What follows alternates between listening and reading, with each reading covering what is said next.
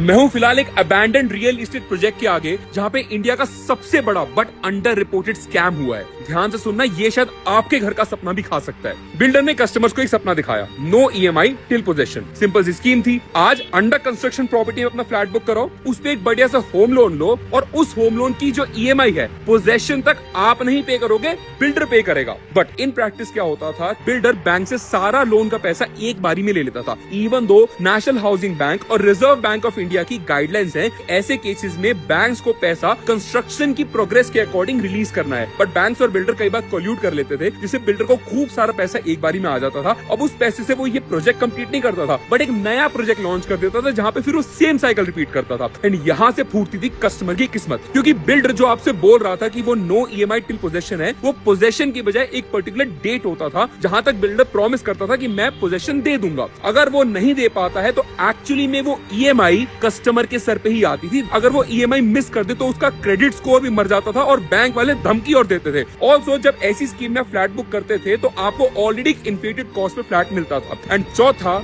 वो ऐसी चीज की ईएमआई पे कर रहा होता था जिसका उसे पता है उसे कभी मिलनी ही नहीं। थैंकफुली अभी रिसेंटली सुप्रीम कोर्ट ने गाइडलाइंस दी हैं कि ऐसे केसेस में आप कस्टमर से रिकवरी नहीं कर सकते, उसका क्रेडिट स्कोर नहीं गिरा सकते। बट आई हाईली डाउट कि ये चीज भी प्रॉपरली इंप्लीमेंट होगी। अब यहाँ तक आया तो आगे जरूर सुनना कि आप ऐसी स्कीम से कैसे बच सकते हो। कोई भी फ्लैट खरीदने से पहले अपने बिल्डर को नेशनल कंपनी लॉ ट्रिब्यूनल या सुप्रीम कोर्ट की वेबसाइट पे चेक करना, कहीं उस पे कोई पुराना केस तो पेंडिंग नहीं है। अगर आपके बिल्डर ने एक बार कोई ऐसा फ्रॉड या डिफॉल्ट किया है, मोस्ट लाइकली वो दोबारा भी करेगा। पॉसिबल हो तो इस बिल्डर के पुराने प्रोजेक्ट्स को विजिट करना और वहां के रेजिडेंट से पूछना कि आपको कितना टाइमली पोजेशन मिला था, एंड शायद आपकी लाइफ सेविंग्स बच सकती है। अब इस देश में ऐसे और भी बहुत सारे रियल एस्टेट स्कैम है जिससे शायद आपको सतर्क रहना चाहिए, बट वो मैं बताऊंगा अगर इस रील पे 10,000 शेयर आ जाते तो। फटाफट कर दो।